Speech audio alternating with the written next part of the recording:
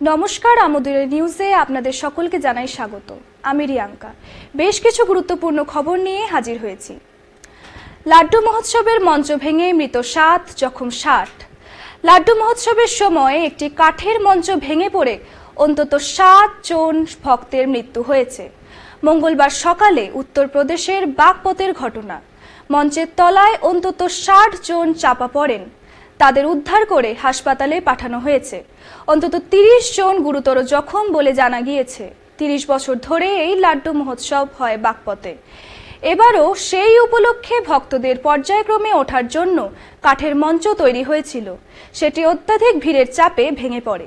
আসছি পরের খবরে। পিজিতে পার্থ চ্যাটার্জির সঠিক চিকিৎসা হচ্ছে না, অভিযোগ। নিয়োগ দুর্নীতি মামলায় জেলবন্দি পার্থ চ্যাটার্জির ঠিকঠাক চিকিৎসা পিজি হাসপাতাল বা SSKM হাসপাতালে হচ্ছে না বলে অভিযোগ করেছেন তার আইনজীবী। তিনি কলকাতা হাইকোর্টে সে কথা জানিয়ে অন্যত্র চিকিৎসা ব্যবস্থা করার অনুমতি চেয়েছেন। আজ মঙ্গলবার কলকাতা হাইকোর্ট ওই আবেদনের পরিপ্রেক্ষিতে SSKM হাসপাতালের রিপোর্ট চেয়েছে। সেই রিপোর্ট পেলে কলকাতা হাইকোর্ট সিদ্ধান্ত নেবে। আসছি পরের খবরে। দ্বিতীয় করোনেশন সেতুর কাজ শুরু হতে পারে। সব ঠিকঠাক থাকলে 2026-এ বিধানসভা ভোটের আগে শিলিগুড়ি রদুরের সেবকের কাছে দ্বিতীয় করোনেশন সেতুর কাজ শুরু হতে পারে। কারণ রাজ্য সরকার ও কেন্দ্রের এই প্রকল্পকে সবুজ সংকেত দিয়েছে। প্রায় 11 কোটি টাকা খরচ করে 4 লেনের সড়ক হবে। তবে সড়ক তৈরির জন্য কতটা বনাঞ্চল কাটা পড়বে তা নিয়ে উদ্বিগ্ন পরিবেশ প্রেমীরা। এবার আসছি বিদেশের খবরে।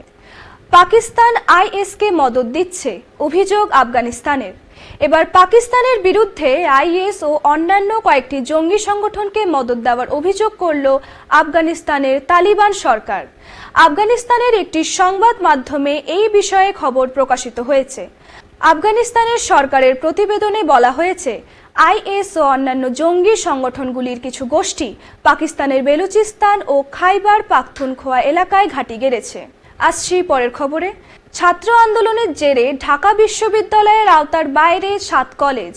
কয়েকদিন ধরেই বাংলাদেশের 7টি কলেজের ছাত্রছাত্রীরা পথে নেমে ঢাকা বিশ্ববিদ্যালয়ের একাধিক সিদ্ধান্তের প্রতিবাদে আন্দোলন করছিলেন।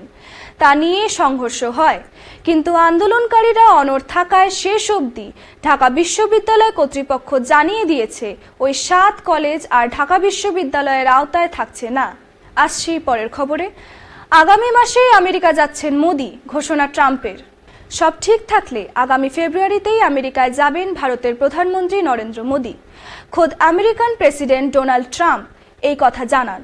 তবে ভারতের প্রধানমন্ত্রী কবে আমেরিকা যাবেন, কতদিনের সফর তা স্পষ্ট করেননি। এখন এই পর্যন্তই। পরবর্তীতে ফিরে আসছি আরও নতুন আপডেট নিয়ে। নমস্কার।